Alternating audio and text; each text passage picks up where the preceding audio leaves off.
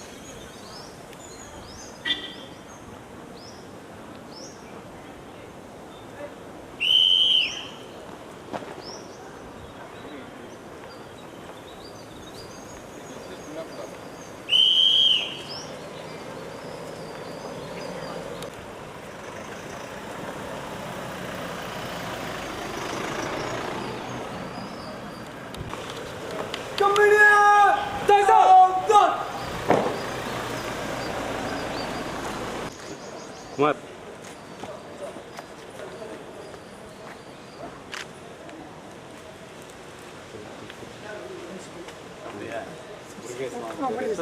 Sir.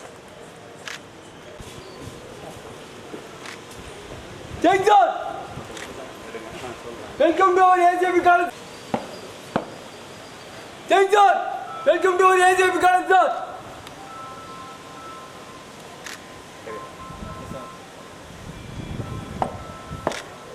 Jackson!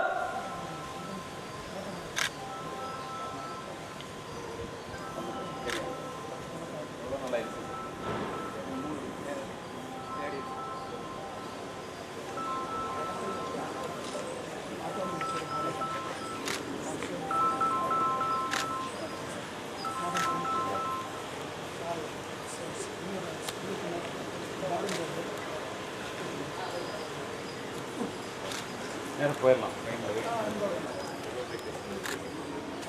உன்னோட event okay நீங்கள் சாப்பிட்டு சாப்பிடணும் சொல்லி உங்களோட ஈவெண்ட் சொல்லி மாட்டாருங்க. என்எஸ்எஸ் என்ன ஈவெண்ட் பண்ணுறீங்க?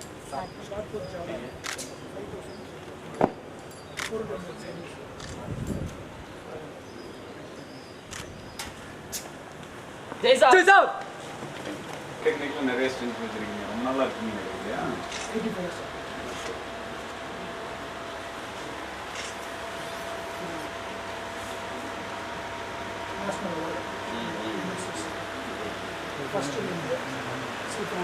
Very efficient.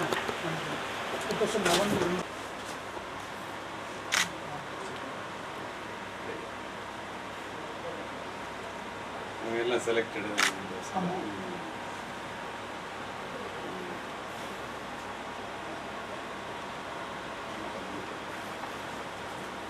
Congrats, all the best.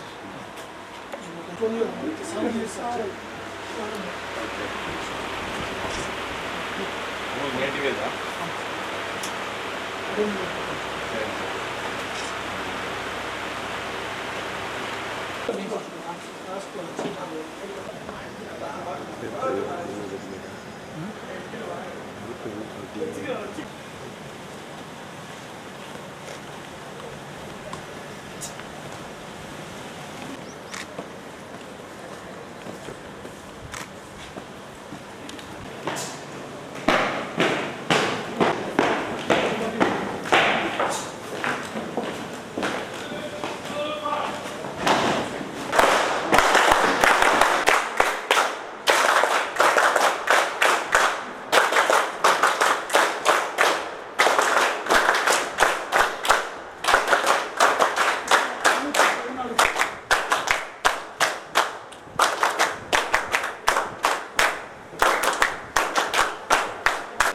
Thank you.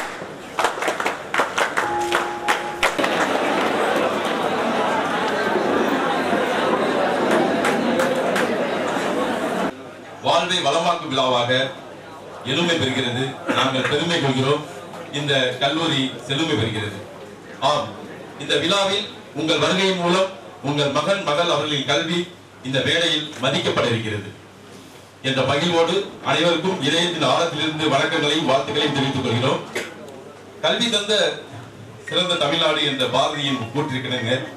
பிற்படுத்தப்பட்ட இப்பகுதியிலே 35 ஆண்டுகளுக்கு முன்பாக ஒரு தொழில்நுட்ப கல்வி புரட்சி நிகழ்த்திய எம் கல்வி தந்தை நிறுவனர் பாலசாமி அவர்களின் ஆசியோடு கல்வி ஒழுக்கம் கட்டுப்பாடு என்ற கொள்கையோடு மாணவர்களுக்கு எது உரியதோ, எது உகந்ததோ, எது உதவுவதோ அதையே வழங்கி வரும் தாளாளர் டாக்டர் புதிய மட்டுமல்லாது தேசிய அளவில் குடியரசுத் தலைவர் விருது பெற்ற கல்லூரி என்ற சிறப்புகளால் தமிழகத்தில் முதன்மை உள்ள கல்லூரியாக கல்வி பயணத்தில் வெற்றி நடை போட்டுக் கொண்டிருக்கிறது என்பது மறுக்க முடியாத உண்மை. ஆம், அத்தகைய கல்லூரியின் நோக்கங்களையும் செயல்முறைகளையும் இசை வடிவில் கல்லூரி பாடலாக ஒழிக்க நாம் அமைதியோடு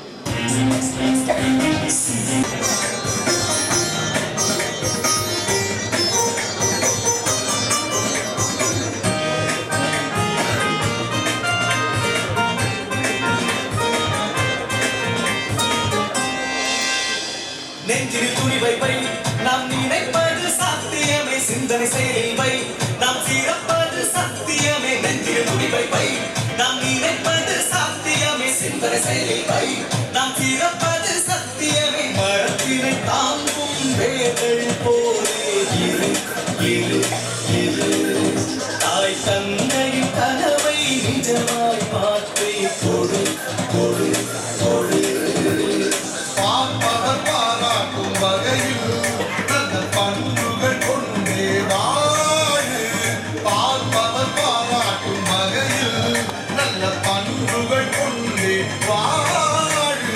முடியாமை வென்ற தோழர்களே, வெற்றி பெறு வெற்றி பெறு வெற்றி பெறு. புதிய பாரதம் உங்கள் கையில், புகழ வேண்டுமே ஐநா சபையில். புதிய பாரதம் அவர்கள் சென்று தோன்ற போதை கல்லூரி.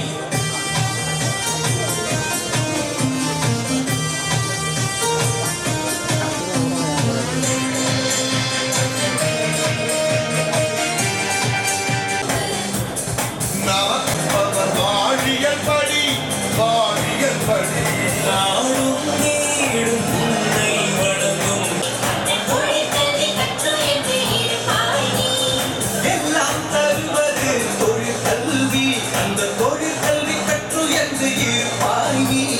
மாடசாமியின் எண்ணத்தின்படி, புதிய பாஸ்கரின் கைவண்ணத்தின்படி. மாடசாமியின் எண்ணத்தின்படி, புதிய பாஸ்கரின் கைவண்ணத்தின்படி.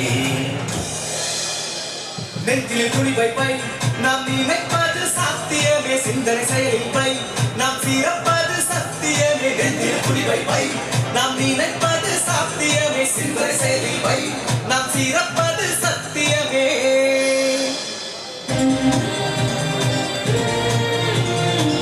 தமிழை வாழ்த்தும் விதமாக வாழ்த்து படம்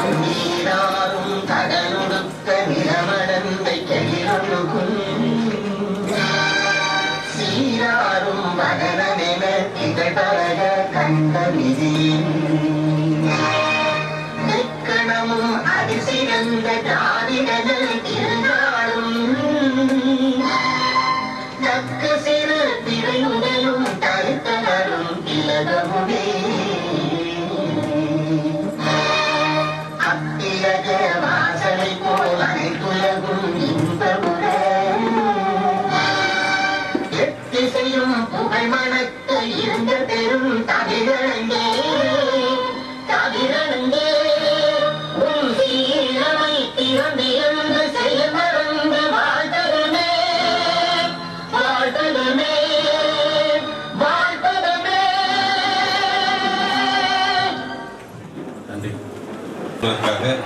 நமது கல்லூரியில் எத்தகைய சூழலையும் சாதுரியமாக சமாளிக்கக்கூடிய கல்லூரி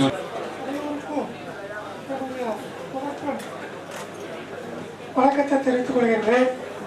இன்று நமது கல்லூரியில் நடைபெறுகின்ற பணி நியமன ஆணை வழங்குவதற்காக ஆண்டோர் கையால் மாணவர்களுக்கு கொடுக்க வேண்டும் என்று நினைத்து இவ்விழாவை ஏற்பாடு செய்து இவ்விழாவிற்கு திறமை பொறுப்பேற்றிருக்கும் நமது கல்லூரியின் தாளாளர் டாக்டர் எம் புதிய பாஸ்கர் அவர்களை மாணவர்கள் மற்றும் ஆசிரியர் பெருமக்கள் துணைத் தலைவர்கள் அனைவரும் சார்பாக வரவேற்பதில் மிக்க மகிழ்ச்சி அடைகிறேன். இவ்விழாவிற்கு உறுதுணையாக இருந்து செயல்பட்டுக் கொண்டிருக்கின்ற கல்லூரியின் தாளாளர் தாயார் அவர்களையும் அவர்களுடைய துணைவியார் அவர்களையும் வருக என்று வரவேற்பதில் மிக்க மகிழ்ச்சி அடைகிறேன். மாணவர்களுக்கு பணி நியமன ஆணை வழங்கி சிறப்புரை ஆற்ற வந்திருக்கின்ற சிறப்பு விருந்தினர் திருவாளர் ஏ கலியமூர்த்தி IPS அவர்களை கல்லூரியின் சேர்மன் மற்றும் மாணவர்கள் ஆசிரியர் பெருமக்கள் மற்றும் துணைத் தலைவர்கள் சார்பாக வரவேற்பதில் மிக்க மகிழ்ச்சி அடைகிறேன். இவ்விழாவில் கலந்து கொண்டிருக்கின்ற பேசிக் துறை தலைவர் சுரேலமுத்து சார் அவர்கள், சிவில் துறை தலைவர் பாரதிராசன் அவர்கள், மெக்கானிக்கல் துறை தலைவர் சேவியர் சார் அவர்கள், ஆட்டோமொபைல் துறை தலைவர் மாரியப்பன் சார் அவர்கள்,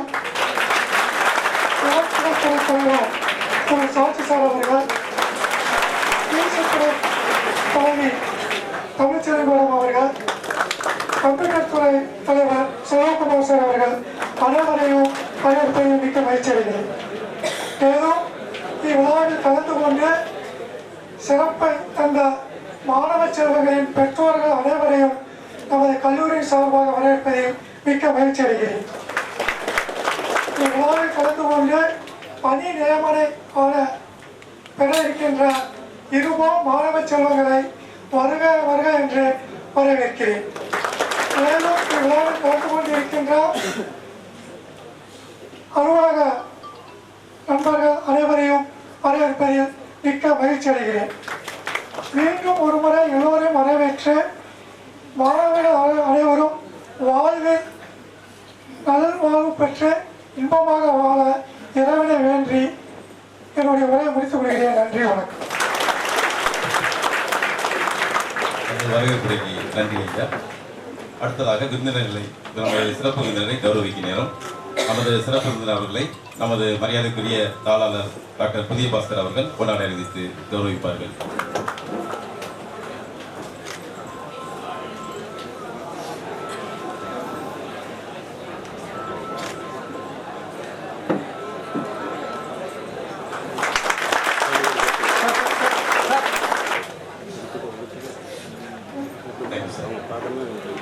அடுத்ததாக நமது இந்த விழாவில் தலைமுறை ஆற்றுவதற்காக வரக்கூடிய நமது தாளாளர்கள் உழைப்பதற்கான ஆற்றல் விதைக்குள்ளேயே இருப்பது போல் முன்னேற்றத்திற்கான ஆற்றல் மாணவ மாணவியரிடம் உள்ளேதான் இருக்கிறது என்பதை அறிந்து அந்த ஆற்றல் வெளிவர தேவையான அனைத்து வழிவகையும் செய்து கொண்டிருப்பவர்.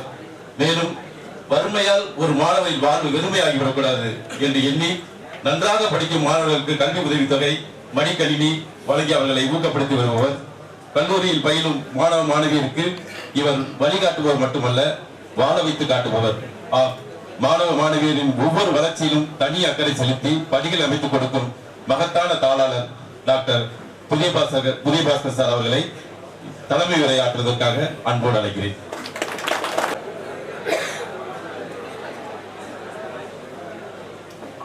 அனைவருக்கும் காலை வணக்கம். இன்றைய தினம் நமது கல்லூரியில்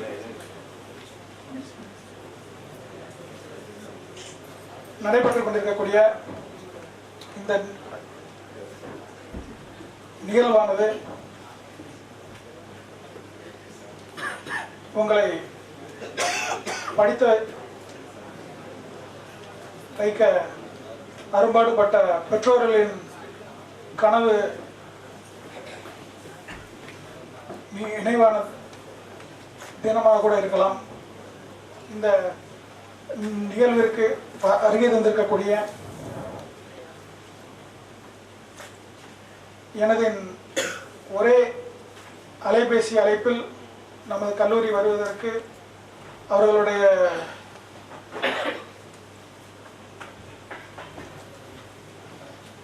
தொடர் நிகழ்வுகளுக்கு நடுவில் நமக்கு ஒரு நாள் ஒரு பொழுது ஒதுக்கி தந்து, அதாவது இந்த மாதம் வந்து 29 நாள் பிப்ரவரி, இந்த 29 நாளில் நான் கால் பண்ணுறதுக்கு முன்னாடியே 31 ப்ரோக்ராம் ஃபிக்ஸ் ஆயிடுச்சு. அதாவது ஒரு நாளைக்கு ஒரு ப்ரோக்ராமுக்கும் மேலே இருக்குது. அது எப்படி அப்படின்னா, நம்ம காலேஜில் நடக்கக்கூடிய கேம்பஸ் இன்டர்வியூ மாதிரி இங்கேயும் ஒரு நாளைக்கு 2 கேம்பஸ் 3 கேம்பஸ் நடக்கும், டெய்லி நடந்துட்டு இருக்கும். அது போல உங்களுக்கு வந்து இந்த 29 நாளில் 31 ப்ரோக்ராம் ஃபிக்ஸ் பண்ணதுக்கு அப்புறமும் உங்களை பார்ப்பதற்காகவும் உங்களோடு உரையாடுவதற்காக 32வது ப்ரோக்ராமாக இதை கமிட்மெண்ட் ஏற்றுக்கிட்டு உடனே டேட் கொடுத்த திரு கண்ணியமிகு காவலர்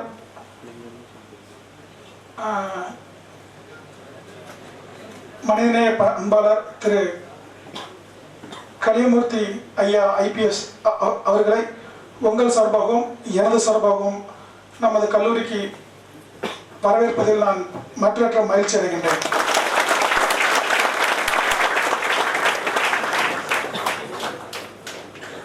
இந்த கல்வியாண்டில் மட்டும் இதுவரை 17 வளாக தேர்வுகள் நடைபெற்றுள்ளது. 17 வளாக தேர்வில் மொத்தம் 1739 மாணவர்களுக்கு பணி நியமன ஆணை வழங்கியுள்ளோம். அந்த 1739 பணி நியமன ஆணைகளில் நமது கல்லூரி மாணவர்களுக்கு மட்டும் 235 பணி நியமன ஆணைகள் இதுவரை பெறப்பட்டுள்ளது. இன்னும் ஒரு நிறுவனத்தின் இறுதி பட்டியல் வர இருக்கின்றது. அந்த எண்ணிக்கை இன்னும் இதனோடு இணைக்கப்படவில்லை.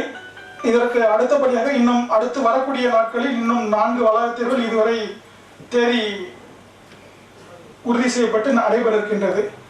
இதில் கடைசியாக ஒரு வளாக தேர்வில் செந்திலாண்டவர் பாலிடெக்னிக் கல்லூரியில் படிக்கின்ற மாணவர் ஒரே மாணவர் மட்டுமே அந்த வளாக தேர்வில் பங்கு கொண்டார். பிற கல்லூரியிலிருந்து வந்திருக்கக்கூடிய மாணவர்கள் 120 பேர். இது எதுக்கு அப்படின்னா 2 காரணம். நம்மகிட்ட ஒரு பையன் தான் இருக்கான், அவனுக்கும் 4-5 வாய்ப்பு கொடுத்தோம், அதில் எதுவும் செலக்ட் ஆகலை அப்படின்னு சொல்லி அவனை ஒதுக்கி விடாம, ரெண்டாவது கம்பெனிக்கு தேவை இத்தனை குவான்டிட்டி ஆஃப் இன்ஜினியர்ஸ் ஒரு கேம்பஸ் டிரைவ் போனால் அவங்களுக்கு இத்தனை நம்பர்ஸ் இருக்கணும் அப்படின்னு ஒரு டார்கெட் இருக்கும், அதையும் உங்களுக்கு ஃபில் பண்ணி கொடுக்கணும்.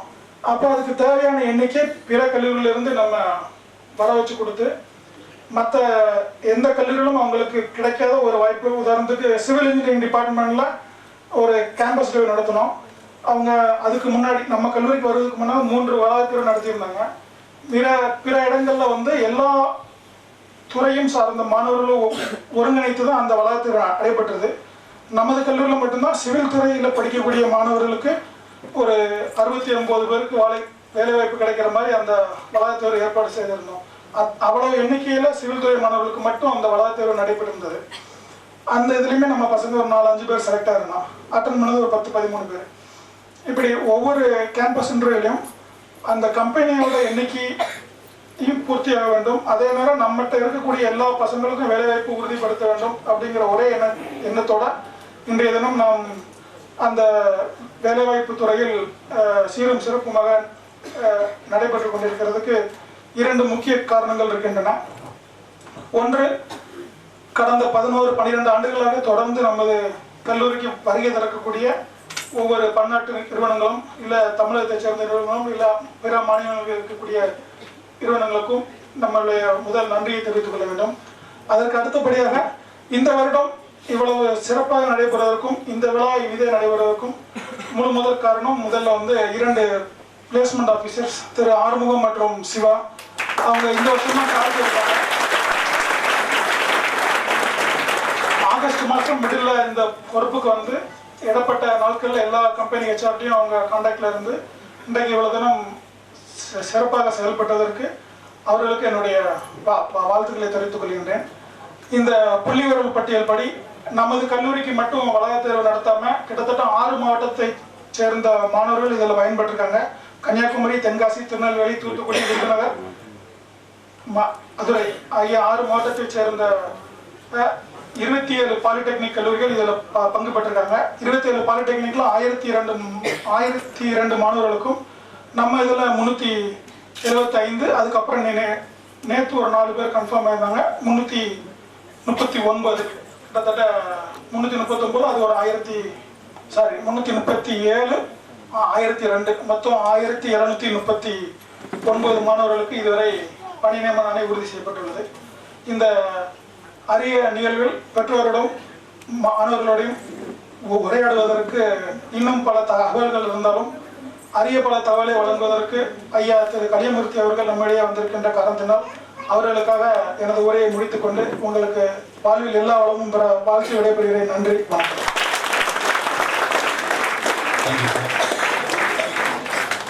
சார் அந்த அட்மிஷன் போடும்போதே எல்லா பேரண்ட்டும் ஸ்டூடெண்ட்ஸுக்கு சொன்னாங்க, நான் வெளியில போகும்போது கண்டிப்பா ஒரு பையன் கூட விடாம நான் பிளேஸ்மெண்ட் ஆர்டர் கொடுத்து தான் நான் அனுப்புவேன் அப்படின்னு அந்த ஒரு வாக்குறுதியை இன்னைக்கு நிறைவேற்றி மிக அருமையாக எல்லாரும் மிக சிறப்பாக பூரிப்பாக நீங்க அமர்ந்திருக்கிறீங்க.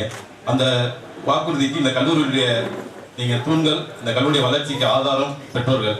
நீங்க இந்த டைம்ல நீங்க இதோட ரெஃபரன்ஸா நீங்க அந்த நடந்ததை உண்மையா சொன்னாலே இந்த கல்லூரி இன்னும் மேலும் மேலும் வளர்ச்சி அடையும் என்று உங்களோட வேண்டிக் கொண்டு நமது தாளர்களுக்கு நன்றி கூறி அடுத்ததாக வாழ்த்துவது என்பது ஒரு சம்பிரதாயம் தான்.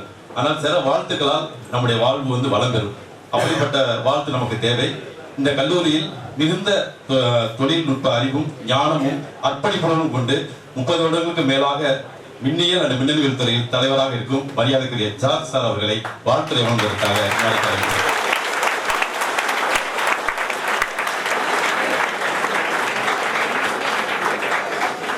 திரைக்கடல் ஓடியும் திரவியம் தேடு, அது நமது சான்றோர்கள் ஆண்டோர்கள் வாக்கு. எங்களது கல்லூரியில் பயிலும் அனைத்து மாணவர்களும் வேலை வாய்ப்புக்காக எங்கும் செல்ல வேண்டாம், எங்கும் செல்ல வேண்டிய தேவை இல்லை. அதனை கருத்தில் கொண்டு பல நிறுவனங்களை இங்கு வளாக தேர்வுக்காக அழைத்து அனைவருக்கும் வேலை வாய்ப்பை பெற்றுத்தந்து இந்த தினத்தில் அதற்கான ஆணையை வழங்கக்கூடிய விழாவில் தலைவராக வீட்டிற்கும் எங்கள் கல்லூரியின் தாளாளர் டாக்டர் எம் புதியபாஸ்கர் அவர்களுக்கும் அவர்கள் துணைவியர் அவர்களுக்கும் அவர்கள் தாயார் அவர்களுக்கும்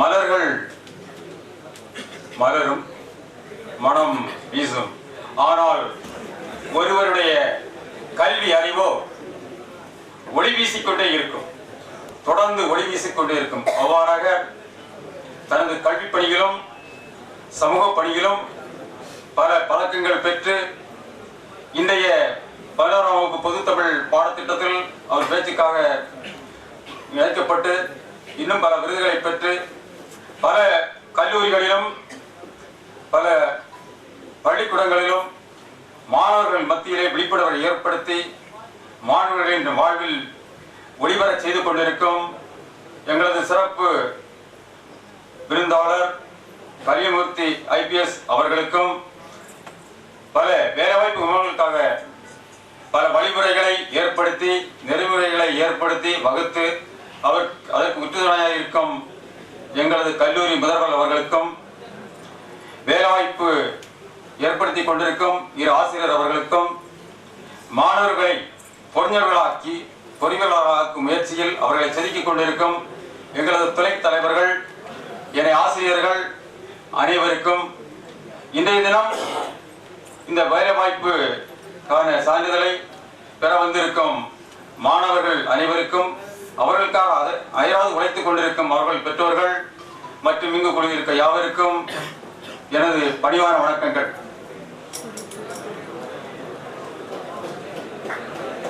பொது நோக்கான் வேந்தன் வரிசையை நோக்கினன் அது நோக்கி வாழ்வர் பலர். ஒவ்வொருடைய திறமையை ஆய்ந்து, குறிப்பாக எங்களுடைய மாணவர்களின் ஒவ்வொரு திறமையும் தனித்தனியாக அறிந்து ஆய்ந்து அவர்களுக்கு ஏற்ற நிறுவனங்களில் வேலை வாய்ப்பை இந்த கல்வி நிறுவனம் பெற்று தந்து கொண்டிருக்கின்றது. ஆக இன்றைய தினத்தில் பணி நியமன ஆணை வழங்கும் மாணவர்களாகிய உங்களுக்கு சிறிது காலம் அங்கே சில பயிற்சிகளும் அதன் பின் பணியும் வழங்கப்படும். அந்த பயிற்சியின் போது, அந்த பணியின் போது நீங்கள் யாவரும் மிகவும் பொறுமையுடனும், முதலாக தன்னம்பிக்கை உங்களுக்கு தேவை. மிக தன்னம்பிக்கை, கடின உழைப்பு, ஹார்ட் முயற்சி. திருவள்ளுவர் கூட இப்படி கூறுகிறார், தெய்வத்தால் ஆகாதெனும் முயற்சி தன் மெய்வருத்த கூலி தரும்.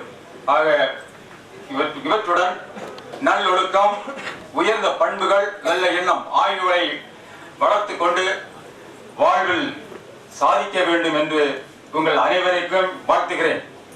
இதே நேரத்தில் வாழ்த்து நேரத்தில் உங்களது திறமைகளும்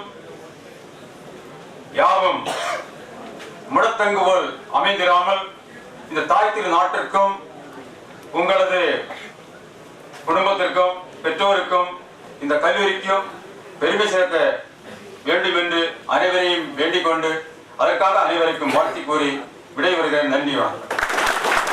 நன்றி கூறுகிறேன். அடுத்ததாக நம்முடைய இப்போது தொழில்நுட்ப வளர்ச்சி என்ற புரட்சியின் காரணமாக நாம் அன்றாடம் எல்லாமே நம்ம இன்னைக்கு செல்போன் இல்லாமல் நம்ம இல்லை அப்படிங்கிற மாதிரி இருக்கு. கைக்குள் உலகம் அப்படிம்பாங்க.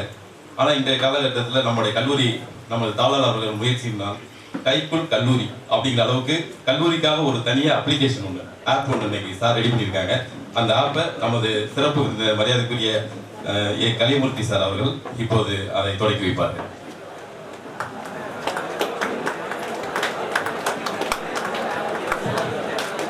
இந்த ஆப்பை நீங்கள் உங்களுடைய ஆண்ட்ராய்ட் ஃபோனில் டவுன்லோட் பண்ணிட்டீங்கன்னா நீங்கள் அட்டண்டன்ஸ் பார்த்துக்கலாம், பிளேஸ்மெண்ட் எவ்வளோ ஆயிருக்குன்னு பார்த்துக்கலாம், கல்லூரியோட எல்லா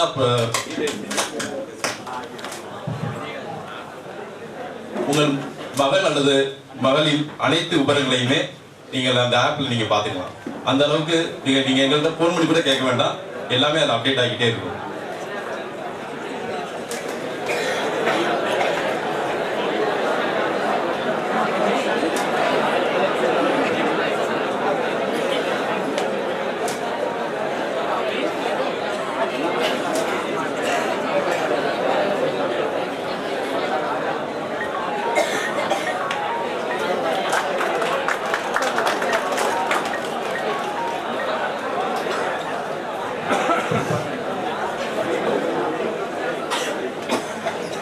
இந்த கல்லூரி மேடையில் வீட்டிற்கும் நாம் சிறப்பு விருந்தினர் இந்திய மேடையில் மட்டுமல்லாது இன்றைய அளவு உலக அளவிலும் வலம் வரும் ஐயா அவர்களை அரங்கம் பல அறியும். இருப்பினும் ஐயா அவர்களுடைய அதிமுக்கிய விருதுகள், அதிமுக்கிய செயல்பாடுகளை மட்டும் நான் ஒரு சில நிமிடங்களில் சொல்லிவிட்டு ஐயா அவர்களை அறிமுகப்படுத்தலாம் என்று இருக்கிறேன். அகில இந்திய அளவில் நடந்த காவல்துறை புலனாய்வு மற்றும் துப்பாக்கி சுடும் போட்டிகளில் 3 முறை ஐயா அவர்கள் தங்கப்பதக்கம் பெற்றிருக்கிறார்கள். இந்திய அளவில் நடந்த காவல்துறைக்கான துப்பாக்கி சுடும் போட்டியில் 2002ஆம் ஆண்டு சென்னையில் படிந்த போது தீவிரவாதிகளுடன் நேருக்கு நேர் ஏற்பட்ட துப்பாக்கி சண்டையில் கையில் குண்டடிப்பட்டு தைரியமாக 2 தீவிரவாதிகளை சுட்டு அதற்காக தமிழக அரசு சிறப்பு பதவி ஏற்பட்டவர்கள். 2008ஆம் ஆண்டு சுமார் 50 ஆண்டுகளுக்கு மேலாக இந்தியா முழுவதும் வங்கி கொலையில் ஈடுபட்டு வந்த திருச்சி ராம்ஜி நகர் கொள்ளையர்களில் 100 பேரை ஒரே இரவில் கைது செய்து சிறையில் அடைத்ததோடு மட்டுமல்லாமல் அவர்கள் மனம் திருந்தி வாழ அரசிடமிருந்து 1 கோடி ரூபாய் அதுக்கு மேலாக நிதி உதவி பெற்று அவர்கள் வாழ்க்கையில் ஒளியேற்றியவர் மரியாதை ஐயா அவர்கள். பணி ஓய்வுக்கு பிறகும் கிராமப்புற ஏழைகளுக்கு உதவும் வண்ணத்தில் தனது சொந்த ஊரில் தனது துணைவியாரின் பெயரில் சூர்யா மருத்துவமனை என்ற ஒரு மருத்துவமனையை நிறுவி இன்றளவும் பிள்ளைகள் மூலமும் மக்களுக்கு சேவை செய்து வருகிறார்கள். ஐயா அவர்களுடைய குடும்ப பின்னணி, ஐயாவுடைய மகன், மகள், மருமகன், மருமகள் அனைவருமே மிக உயர்ந்த சிறந்த சிறப்பு மருத்துவர்கள் என்பது நமக்கு பெருமைக்குரிய விஷயம். மற்றும் உலக அளவில் ஐயா உலக அளவில் சாதனை புரிந்தவர்கள். உலக அளவில் பேச்சுகளில் யாருமே இதுவரை சாதித்திராத உலக சாதனை 2018ஆம் ஆண்டு நிகழ்த்தி காட்டியவர். 100 நாட்களில் 70 வேறுபட்ட இடங்களில் 70 மாறுபட்ட தலைப்புகளில் 1000 பேருக்கு மேலாளர்கள் கலந்து கொள்ளும் கூட்டங்களில் முக்கிய விருந்தினராக கலந்து கொண்டு எல்லா கூட்டங்களிலும் 1 மணி நேரத்திற்கு மேலாக பேசி உலக சாதனையில் 100 நாட்கள் 76 கூட்டங்கள் பேசி பேச்சு அளவில் முதல் முறையாக உலக சாதனை நிகழ்த்தி காட்டியவர் நமது மரியாதைக்குரிய சிறப்பு விருந்தினர் ஐயா அவர்கள். சமூக ஊடகங்களான முகநூல், வாட்ஸ்அப், யூடியூப், தொலைக்காட்சி, வானொலி அனைத்து தொலைக்காட்சிகளிலும் இவரது உரை வீச்சு மிகவும் பிரசித்தி பெற்றது. அது மட்டுமல்லாமல் மலேசியா, சிங்கப்பூர், சவுதி மற்றும் அமெரிக்கா என்று பல்வேறு நாடுகளில் தொடர்ந்து உரையாற்றி வருகிறவர். ஆம், இயற்கை எழில் கொஞ்சம் நமது புதிய மலையை பற்றி சொல்ல வேண்டுமானால் அதை எந்த பகுதி அழகான பகுதி, எந்த பகுதி அழகில்லாதுன்னு சொல்ல முடியாது. அதுபோல கடல் ஆழத்தை எந்த பகுதி ஆழமான பகுதி, எந்த பகுதி ஆழம் இல்லாத பகுதி சொல்ல முடியாது. அது போலதான் இது மாதிரி நிறைய சொல்லலாம். அதுக்கு நேர உரிமையினால அப்படி சொன்னோம்னா வாய் தான் வலிக்கும். அதனால ஐயாவுடைய சிறப்பான அந்த உச்சபட்ச அந்த சாதனைகளை மட்டும் நான் குறிப்பிட்டேன். இப்போது ஆம், அரிதறிது நமது கலியமூர்த்தி ஐயா போல் வாழ்வதறிது. அனைவர் நிலையிலும் அனைவர் நினைவிலும் நிலை பெற்று வாழ்வது மிக அரிது. தன் கடமையில் நமது வலிமையில் அவர் நெருப்பு, கண்ணியம் என்ற வீரத்தில் போர்வாள், கட்டுப்பாடு என்ற காக்கி சட்டைக்குள் அவர் புலி. ஆம், இதயத்தில் அறவொழுக்கம், செயல்பாட்டின் நல்லொழுக்கம். அதுதான் கண்ணியமிகு காவல்துறை அதிகாரி மரியாதைக்குரிய கலியமூர்த்தி IPS அவர்களே இன்று நம் மத்தியில் சிறப்பு விருந்தினராக வருகை புரிந்துள்ளார். உங்கள் கரவொலியோடு அவர்களை அன்போடு சிறப்புரையாற்றுவோம்.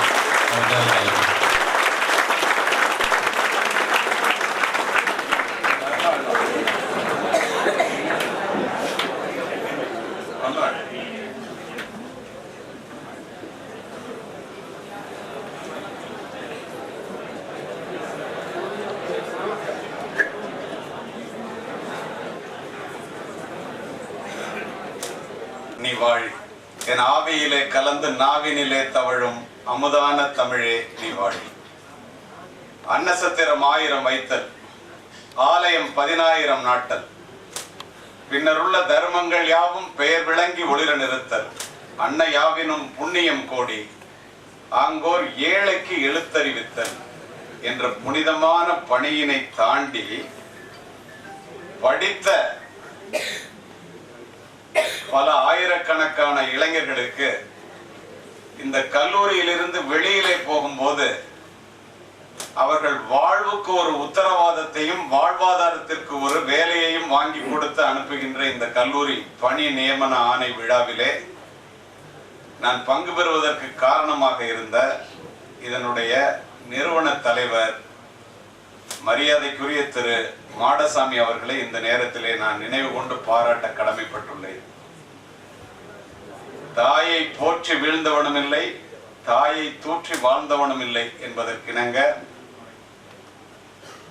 தம்பி புதிய பாஸ்கர் அவர்கள் தன்னுடைய தாயார் திருமதி லட்சுமி அம்மாளை அழைத்து வந்து இங்கு அமர வைத்திருப்பதிலிருந்தே அவருடைய குணம், இந்த கல்லூரியினுடைய வளம் நான் நன்றாக உணரப்படுகின்றேன்.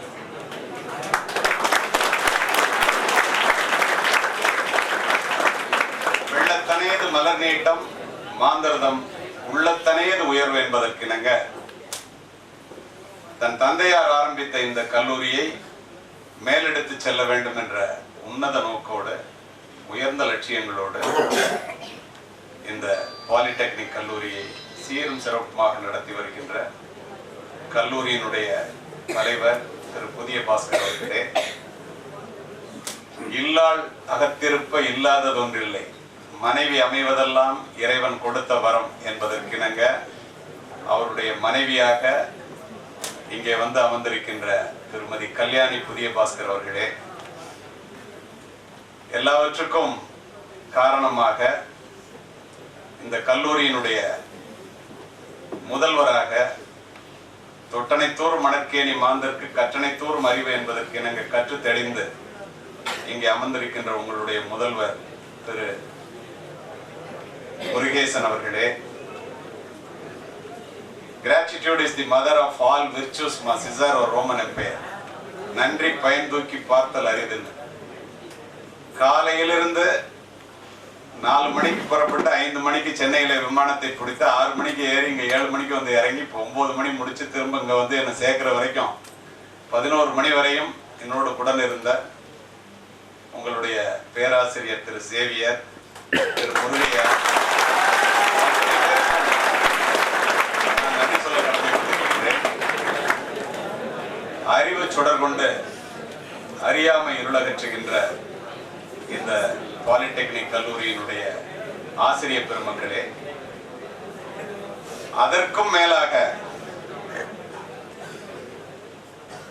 முதுகல் முடிய பாடுபட்டு வளர்த்த தந்தையாகவும் முழு வயிறு காணாமல் உங்களை வளர்த்தெடுத்த தாயாகவும் பிள்ளைகளினுடைய பணி நியமன ஆணையை பெற்று பெருமிதத்தோடு இங்கே அமர்ந்திருக்கின்ற பெருமை மிகு பெற்றோர்களே, இந்திய தேசத்தினுடைய எழில்மிக்க மாணவ செல்வங்களாக இங்கே அமர்ந்திருக்கின்ற மாணவர்களே, உங்கள் அத்துணை பேருக்கும் என்னுடைய நெஞ்சார்ந்த நன்றியை தெரிவித்துக் கொள்கின்றேன். பணி நியமன ஆணை பெறுகின்ற இந்த 3ஆம் ஆண்டு மாணவர்களையும் தாண்டி முதல் ஆண்டு 2ஆம் ஆண்டு மாணவர்களும் என்னுடைய உரையை வேறு இடத்திலே அமர்ந்து கேட்டுக்கொண்டிருக்கின்றார்கள் என்பதை நான் அறிவேன். பசித்தவனுடைய காதுகளில் பக்தியும் புகாது பகுத்தறிவும் புகாது என்பதை நான் அறிவேன். இருந்தாலும் கூட எனக்கு கொடுக்கப்பட்ட நேரத்தில் நான் பேசுவதை நீங்கள் கவனமாக கேட்பீர்களே ஆனால் உங்கள் வாழ்க்கையில் இப்போது நீங்கள் எந்த நிலையில் இருக்கின்றீர்களோ அந்த நிலையிலிருந்து மேம்பட முடியும் என்ற உறுதியை அளித்து என்னுடைய உரையை துவங்குகிறேன். நான் பேசுறது கடைசி வரைக்கும் கேட்கும்னு நினைக்கிறேன். I am always particular about the last bench. You know why? The best brain of the nation may be found in the last benches of the classroom.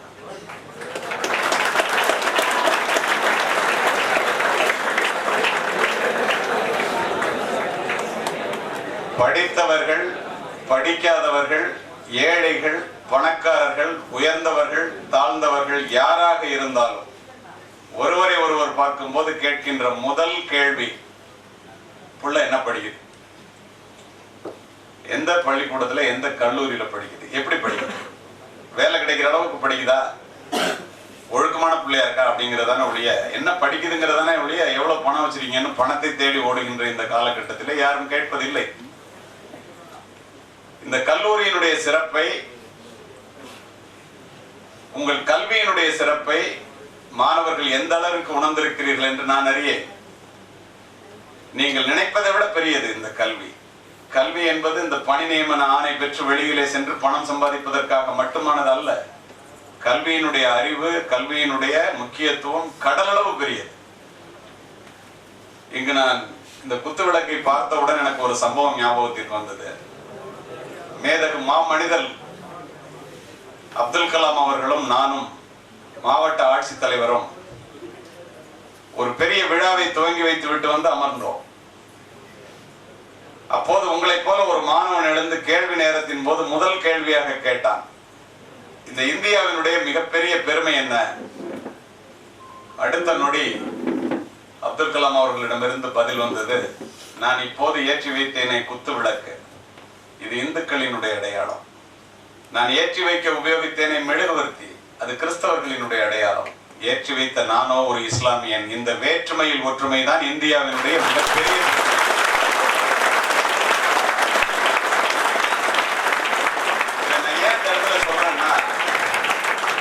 இந்த கல்லூரியினுடைய முக்கியத்துவத்தை, சிறப்பை நீங்கள் எப்படி உணர்ந்திருக்கிறீர்கள் என்று தெரியவில்லை.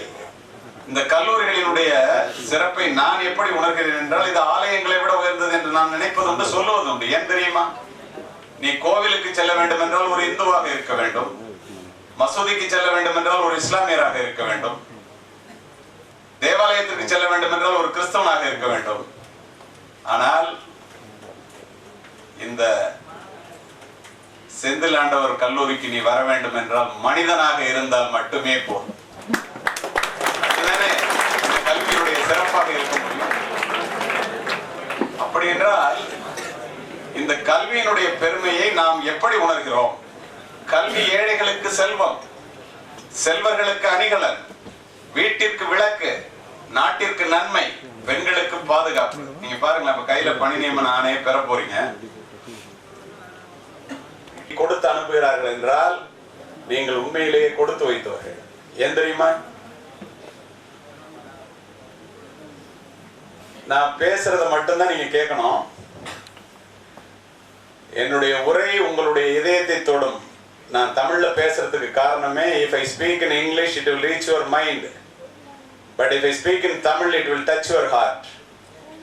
Educating the mind without educating the heart is no education at all. கல்லூரியிலே படிப்பை முடித்து வெளியிலே போகின்ற மாணவர்களினுடைய அடிப்படை தேவைகளை நான் இப்போது சொல்ல இருக்கின்றேன். இந்த இடத்துல நான் இதை சொல்றதுக்கு காரணம், மாணவ செல்வங்களே, வெளியிலே போய் வேர்வையிலே உழைத்து நினையும் போதுதான் உன் பெற்றோர்களினுடைய அருமையை நீ அறிவாய். இந்த இடத்திலே, இந்த குளிரூட்டப்பட்ட அரங்கத்திலே, இந்த இடத்திலே நீ அமர்ந்திருப்பதற்கு காரணம் உன்னுடைய திறமையோ, உன்னுடைய மதிப்பெண்களோ, உன்னுடைய அறிவோ அல்ல என்பதை முதலில் தெரிந்து கொள். அதுவெல்லாம் இரண்டாம் பட்சம். முதல் மூல காரணம் என்ன தெரியுமா? வெயிலிலும் மழையிலும், அலுவலகத்திலும் வீட்டிலும், குளிரிலும் பனியிலும், வயலிலும் வரப்பிலும் முதுகெலும்புடைய பாடுபடுகின்ற தந்தையையும் முழு வயிறு காணாமல் உன்னை வளர்க்கின்ற தாயையும் நீ பெற்றிருக்கின்ற காரணத்தினால் இந்த இடத்திலே இந்த படிப்பை முடித்து பணியான நியமன ஆணையை பெறப்போகின்றாய். இதுதான் அடிப்படை. நான் உலகம் முழுவதும் சென்று உரையாற்றுவோம். நான் தெரிந்து கொண்ட உண்மை என்ன தெரியுமா? தனக்காக சமைக்காத அம்மாவும் தனக்காக சொத்து சேர்க்காத அப்பாவும் உலகத்திலே இந்தியாவை தவிர எந்த நாட்டிலும் இல்லை என்பதை முதலிலே மனதிலே பதிய வைத்துக் கொள்ளுங்கள். இதை இப்போது உங்களுக்கு தெரியாது. உங்களுக்கு திருமணமாகி உங்களுக்கு பிள்ளை பிறக்கும் போதுதான் உங்கள் தந்தையினுடைய தாயினுடைய அருமை முழுமையாக தெரியும்.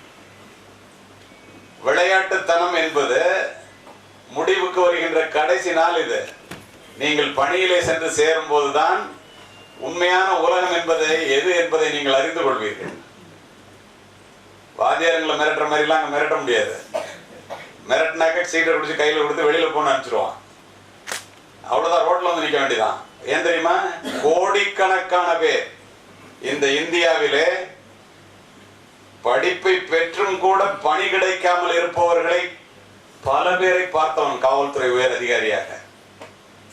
இந்த கல்வியினுடைய சிறப்பை நீங்கள் முழுமையாக புரிந்து கொண்டு உபயோகப்படுத்தினால் உங்களுடைய வாழ்க்கை எங்கோ போய்விடும். படிப்பு முடிந்து விட்டதாக நினைத்து விடாதீர்கள். ஒரு உண்மை சம்பவத்தை சொல்லுகின்றேன். 2008ஆம் ஆண்டு திருச்சி மாவட்ட காவல்துறை கண்காணிப்பாளராக நான் இருக்கும்போது மேதகு மாமனிதர் அப்துல் கலாம் அவர்களிடமிருந்து எனக்கு ஒரு தொலைபேசி அழைப்பு மதியம் 2:30 மணி சுமாருக்கு. 15 நாட்களுக்கு முன்தான் அவரிடம் ஜனாதிபதி பதக்கத்தை பெற்று வந்து அமர்ந்தவன் என்ற காரணத்தினால், என்னை தெரிந்திருந்த காரணத்தினால் என்னிடம் நேராக அழைத்தார். அழைத்ததனுடைய காரணம் என்ன தெரியுமா? இங்கு பெண் பிள்ளைகளும் படிக்கிறார்கள் என்பதை நான் அறிவேன். துறையூர்ங்கிற ஒரு ஊர் உங்க ஊர்ல இருக்கா? உங்களுடைய மாவட்டத்துல துறையூர்னு ஒரு ஊர் இருக்கான்னு கேட்டாங்க. ஆமா. 12ஆம் வகுப்பிலே தமிழகத்திலே முதலாவதாக வந்த ஒரு மாணவி சரஸ்வதி என்ற பெயர். மேற்கொண்டு படிக்கணும்னு ஆசைப்படுது அந்த பொண்ணு. ஆனா அவங்க அம்மா அப்பாவுக்கு வசதி இல்லை. 2ஆம் தாரமாக 30 வயது வித்தியாசத்திலே தன்னுடைய தாய் மாமாவிற்கு திருமணம் செய்வதற்கு ஏற்பாடு நடப்பதாக நான் அறிகின்றேன். அது பாலிய விவாகம், சட்டப்படி குற்றம். அந்த பெண் தன்னுடைய படிப்பை தொடர வேண்டும் என்று விரும்புகிறாள். அதுக்கு ஏதாவது உதவி பண்ண முடிஞ்சா உதவி பண்ணுங்களேன் அப்படின்னு சொல்ற. அடுத்த 1 மணி நேரத்தில் டிஎஸ்பி இன்ஸ்பெக்டர்லாம் அங்க வர சொல்லிட்டு நான் அந்த இடத்திலே போய் நிற்கின்றேன். அவங்க அம்மா அப்பாவை கூப்பிட்டு சொன்னேன், 21 வயது முடியறதுக்குள்ளெல்லாம் கல்யாணம் பண்ணீங்கன்னா சட்டப்படி தப்புங்க, அது மாதிரி பண்ணக்கூடாது. உடனே ஒத்துட்டாங்க.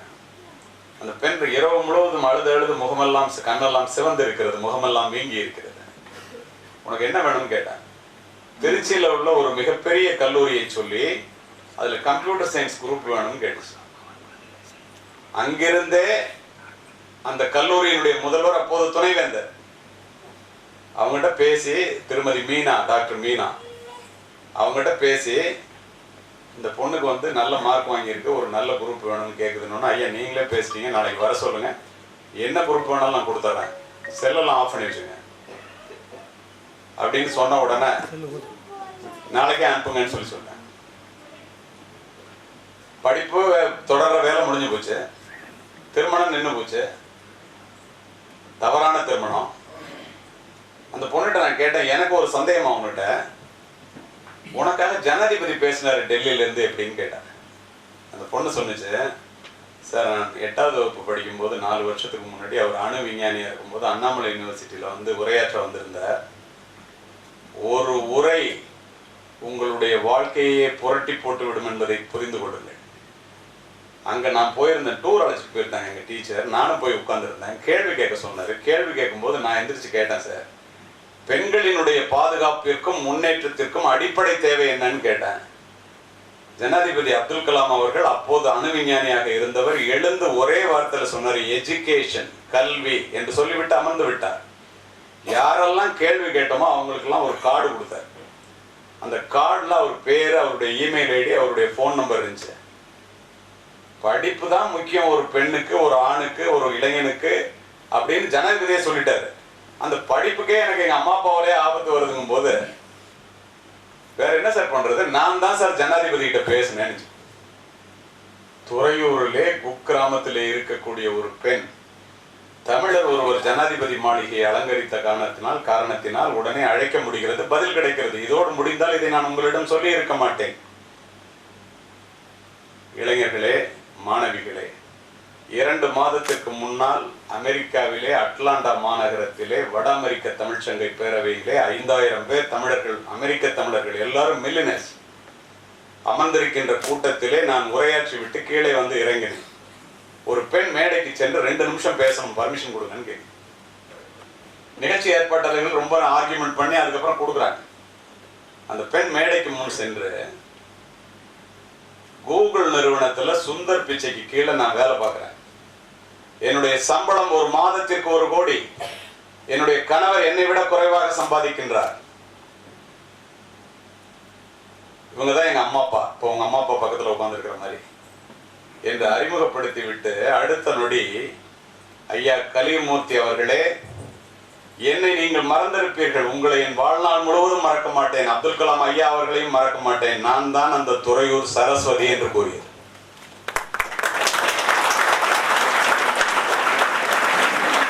ஒரு கல்வி வீட்டிலே அடுப்படியிலே அடர்ந்து கிடக்க வேண்டிய ஒரு பெண்ணை மட்டுமின்றி அவர்களுடைய பெற்றோரையும் அமெரிக்காவிலே அட்லாண்டாவிற்கு அழைத்து சென்று கோடிக்கணக்காக சம்பாதித்து BMW கார்ல வந்து இறங்க வைக்கிறது.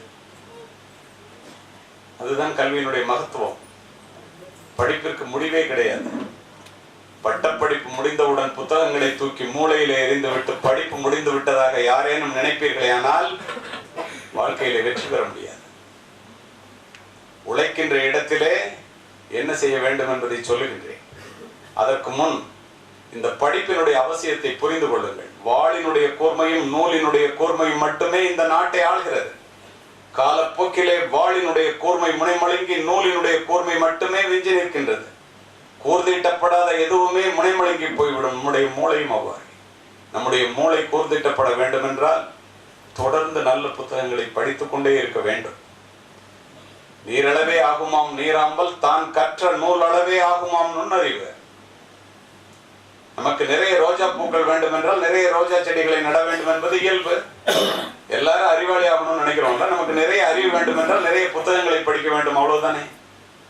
கருத்துலக பெரியவர்களின் கனமான சிந்தனைகள் புத்தகங்களிலே கொட்டி கிடக்கின்றன.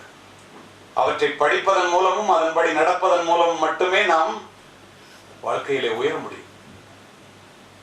இந்த உண்மைகளை உணர்ந்த காரணத்தினால்தான் படிக்காமல் இருப்பதை விட பிறக்காமல் இருப்பதே மேல் என்றான் பேரறிஞன் பிளேட்டோ.